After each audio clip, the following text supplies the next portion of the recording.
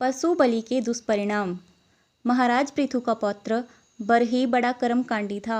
वह दिन रात तरह तरह के कार्यों में लगा रहता था। वह भगवान विष्णु जी की उपासना न करके देवी देवताओं की उपासना किया करता था। वह देवी देवताओं को प्रसन्न करने के लिए तरह तरह के यज्ञ और अनुष्ठान आदि किया करता था। केवल यही नहीं, बरही देवी देवताओं को प्रसन्न करने के लिए जीवों की बलि भी दिया करता था। जीवों को बलि देते समय वह बहुत खुश होता था और अपने आप को धन्य मानता था। एक दिन देवऋषि नारद भ्रमण करते हुए बरही की सेना में उपस्थित हुए।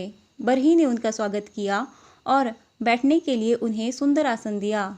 देवऋषि नारद ने बरही के कर्मकांडों की चर्चा करते हुए कहा, राजन, आप दिन रात देवी देवताओं को प्रसन्न करने के लिए तरह तरह के कर्म करते रहते हैं और पशुओं की बलि भी देते हैं। आप कभी भगवान विष्णु जी को भी स्मरण करते हैं? नारद जी बोले, राजन, यह ठीक है कि भगवान विष्णु जी सभी जीवों में निवास करते हैं। यह भी ठीक है कि देवी देवताओं में भी भगवान विष्णु जी ही मौजूद हैं। किंतु यह ठीक नहीं है कि देवी देवताओं की आराधना के रूप में आप भगवान विष्णु जी की ही आराधना करते हैं। भगवान विष्णु जी तो साकार भी हैं, निराकार भी हैं। वे भेदों से परे हैं। उनके सामने देवी देवता भेदों से परे नहीं हैं। भगवान विष्णु जी दयामय हैं।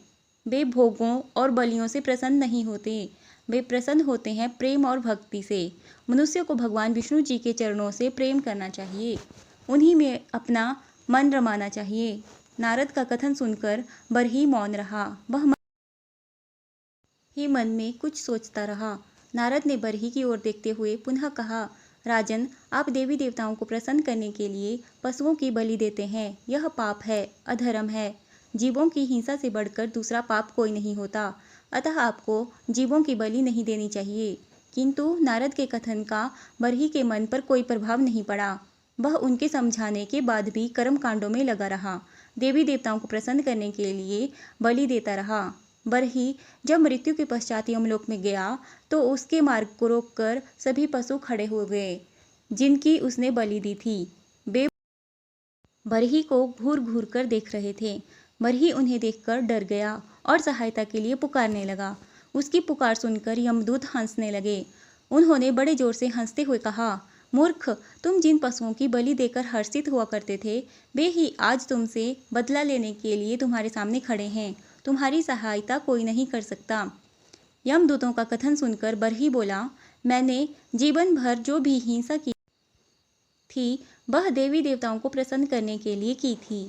यमदूत बोले, मूर्ख, कोई भी देवी देवता बलि से प्रसन्न नहीं होता।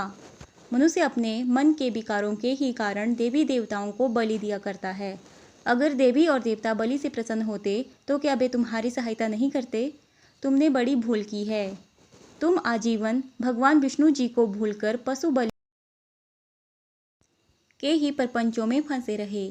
तुमने जो भूल और पाप किया है उसका कुफल तुम्हें छोड़कर और कौन भोगेगा। यमदूतों का कथन सुनकर बरही सिर पीट पीट कर पछताने लगा।